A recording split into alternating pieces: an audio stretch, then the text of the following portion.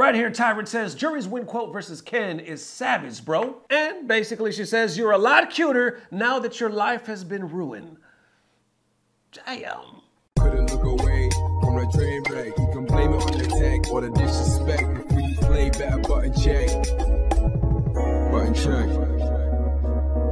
What is up, Butt Check fam? Thank you for tuning in. Welcome back to a beautiful Sunday morning. It is the weekend. We done made it. Thank you guys for being here. Please like, subscribe, hit that notification. Get the notifications. Just hit that bell, and you can be the first to get these hot buttons checked.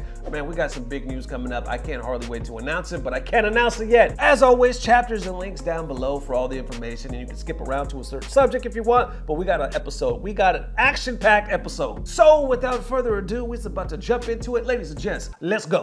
All right, now into the Street Fighter possibly never being mainstream buttons that need to be checked. So recently there was a debate on social media, right, between Street Fighter and other games being mainstream while others saying they were never mainstream. Let's unpack it. Okay, so naturally in the FGC, when you think of mainstream games, for me anyway, just for me, I'm gonna think of Street Fighter automatically. I'm gonna think of Mortal Kombat. What else am I gonna think about? I'm also gonna think of Tekken, and I'm also gonna think of Smash. Now, I know some of you are gonna say Smash is not technically FGC, but they always be at our events, so anyway, I'm gonna think Smash. But when it comes down to it, some people in the community are saying, wait a minute though, yes, they might be mainstream to us, but that does not make them mainstream overall. All right, so this one pops off right here with Hollywood RobTV. He posted this the other day saying, Street Fighter 6 is shaping up to be one of the biggest leaps in fighting game history. This is Street Fighter's strongest attempt to going mainstream, and I love it. Then somebody by the name of Wispions, aka Big Bad Booty Daddy,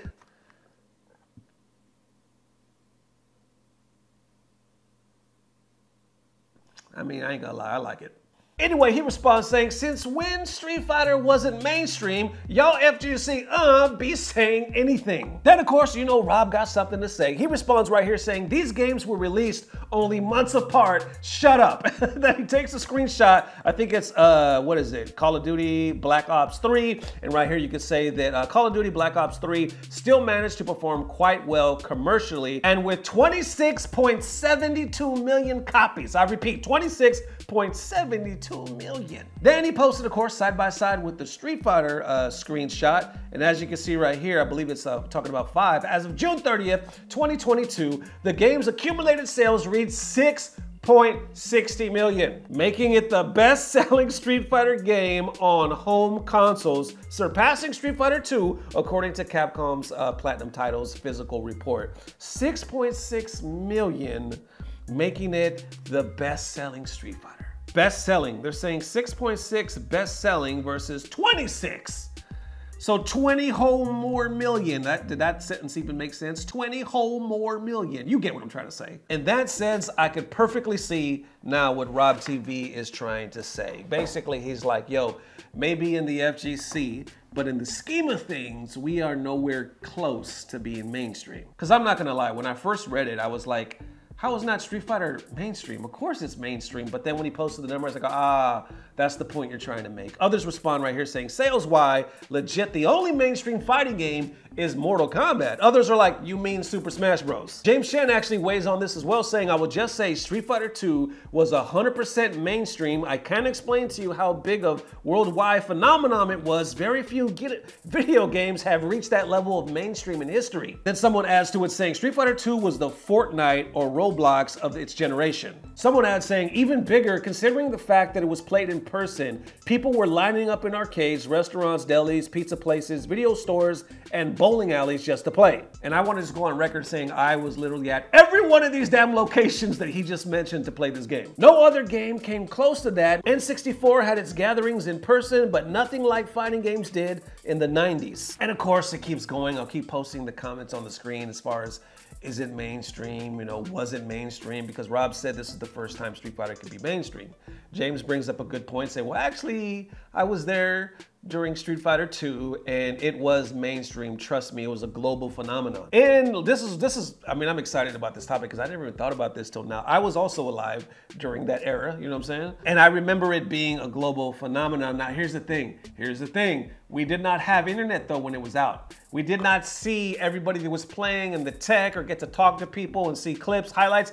None of that. The only way you saw anything was you played it at your local, meaning at a gas station or like he said, an arcade or a deli or a laundromat, something like that, a pizza place. You would play it wherever you saw it and you would see it packed, right? A lot of people were playing Street Fighter, but there was nothing that we could visually see to let us know just how popular it was besides maybe it being featured on a movie here and there, or just everybody talking about it from like musicians, celebrities, or you might get like a weekly or monthly magazine that was shipped to your house, you know what I'm saying? And part of me wants to say that it wouldn't be as big as Fortnite is today if we're comparing the generations. The only reason why I say that is because I think there's way more video game players today than there was when we were coming up. And as popular as it was still only for the people that really love fighting games, the people that really got into it, you know what I'm saying? I don't know, Fortnite just seemed like it had a wider net to catch like a bigger audience. But maybe it's apples and oranges because it's a different life, different lifetime ago, different decade, different way of life versus today. So I don't know, y'all. What do y'all think? Do you think Street Fighter 6, which a lot of people right now are saying is amazing and feels like a full-ass game, I mean, what they're coming out with, real talk, I was looking at Project L. A lot of us were, right? To be like, this is the game.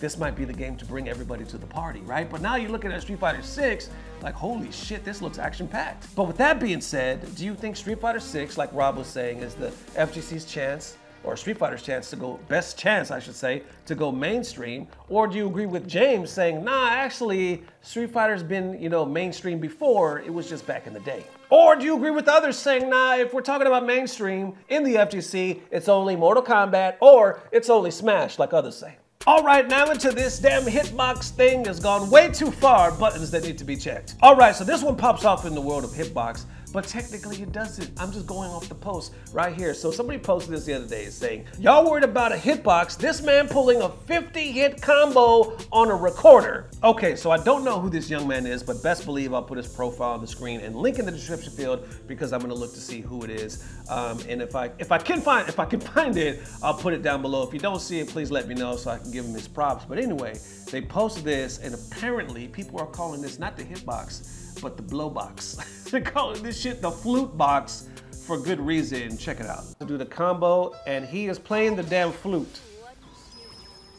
How the hell is this flute hooked up to this shit? I have no idea. How did he hook it up? Is it even real? Honestly, is it real? I assume it is from the reactions we're seeing here, but shit. He literally just did a whole combo playing the damn flute. Can you imagine just going to a local, going to a major, and then looking over at player 2, my man's like this, just getting his Peter Piper on, just Peter Piper your ass to death. So yeah, this is crazy, and the comments are hilarious. I'll continue to post them on the screen. Big up to Ultimate. He said, well, basically he tags me and said, this guy playing the flute box every day is getting crazier. First, the DJ box. Did you all see that too? A couple videos, we posted a clip. The dude was spinning a record. He was scratching and like reenacting Daigo's parry at moment 37. It was fucking insane. Anyway, they said the DJ box, the toilet PC setup, and now I wouldn't be surprised if someone used their TV remote at this point. So there it is. It's getting more and more crazy and creative as the day goes on. And now I'd like to introduce a new segment to Button Check called Things That Make the FGC Say, Damn. Thank you, Ernesto. In real esports news, Jake Lucky posted this the other day saying Valorant champions raised over $15 million just last year. And now this year they have raised over $30 million, with $16 million being split amongst the teams. Meanwhile, all of us in the FGC are simply looking at these numbers thinking to ourselves, damn. And now into them video game character transgender buttons that need to be checked. All right, this is a subject I really didn't expect to ever talk about, you know what I'm saying? But it is here. You know what? There was a conversation brought up about this same thing. I want to say like several months ago. It kind of went under the water, but now it is back. So Fighting Games Daily, right? Props to them. Link in the description field, their profile on the screen. Definitely show them some love because they're doing the damn thing. All right, so they posted this the other day saying the answer would be she, and I believe it was a quote from Daisuke, if I'm saying that correctly, on Bridget's pronouns. There you go. No more confusion or bad ending excuse. And I believe I saw Roofamonger post the same thing. Yeah, right here saying new Guilty Gear Strive developers backyard is up. Then he says Daisuke has to say this on the whole Bridget matter. You can consider his word final and has over 41,000 likes. So we're gonna click on it right here on the developer's backyard for Guilty Gear. For those of you that don't know what's going on, there is a character in Guilty Gear by the name of Bridget.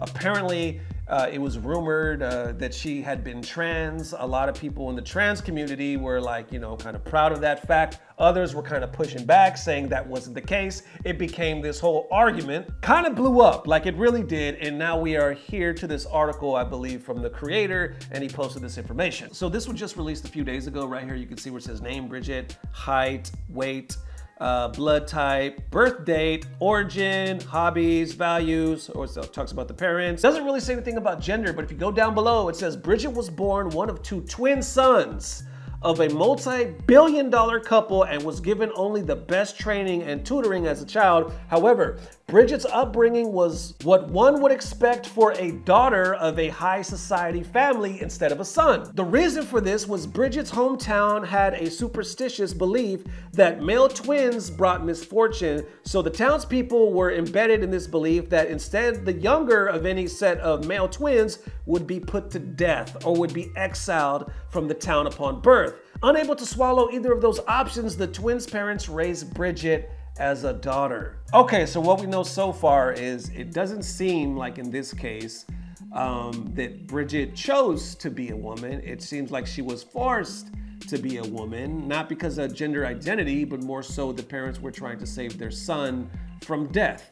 So it was more of a like, hey, how do we make our son survive kind of thing, and this crazy rules where we basically have to exile or kill our youngest twin, you know what I'm saying? But going on right here saying, while Bridget strove to put on a happy front, these efforts only seemed to cause Bridget's parents more pain. Bridget began to think that behaving like a man and bringing home a vast array of riches would prove that the superstitions were unfounded. Although unsuccessful in capturing Dizzy for her bounty, Bridget showed talent as a bounty hunter and managed to bring home great wealth. This led to the village superstition fading, but also left Bridget without a goal. Bridget now works as a bounty hunter while searching for a purpose. And then down below you can read another quote right here saying, we received many inquiries about Bridget's gender. After the events of Bridget's story in arcade mode, she self-identifies as a woman. So as to whether he or she would be the correct pronoun for Bridget, the answer would be she. Okay, so as you can imagine, the FGC still has some things to say. I saw some people posting this saying people are still discussing this gender identity thing for Bridget. Why?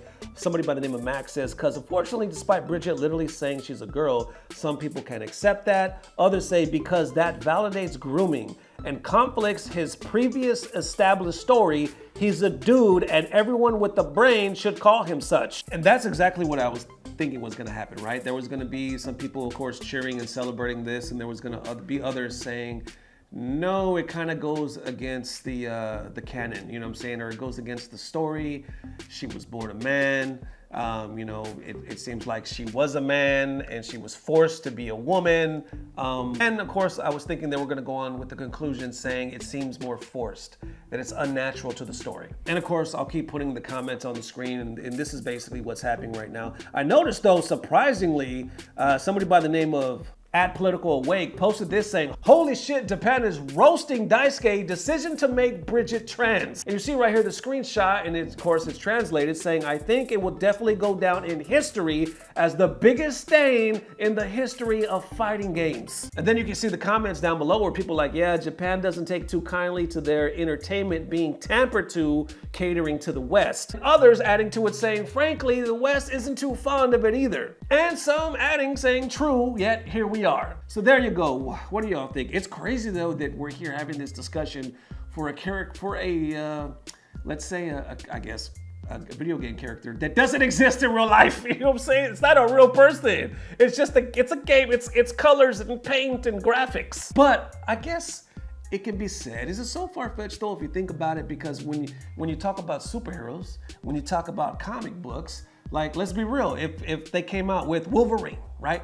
But the first Wolverine movie they made was a woman, right? Or let's say a woman that tried to be man, something like that. Obviously, everybody would be up in arms because they'd be like, whoa, whoa, whoa, Wolverine is a man. Did you not read the comics? Like, people that are into this shit are really into this shit, like straight up. So I don't think in that sense that it's too far-fetched to believe that this would piss some people off if they felt that it was like going against the original canon. So what do y'all think? I'm really interested, man. Do you think, one, that we should just fall in suit because this man is basically the creator of the game? Or do you think, nah, we should fall in suit with Japan, saying this is gonna go down as one of the biggest stains in fighting game history? Or do you think, 3, this is a video game character, so let's just play the damn game? There it is, ladies and gents. Definitely let me know how you are feeling. We definitely had some hot topics today. I want to thank you guys for the massive love. Once again, Defend the North going on October. It is the next biggest thing happening, one of the biggest FGC tournaments ever going down, because it's going to be all PC. I will be there. It's official now. It's going to be myself and Dirty Low. We are going to be in the building. First time going to New York. I'm hype as hell. And as always, I don't know what it is, but I know it's about to get better. Love y'all forever. Peace. Blah, blah, blah. Subscribe.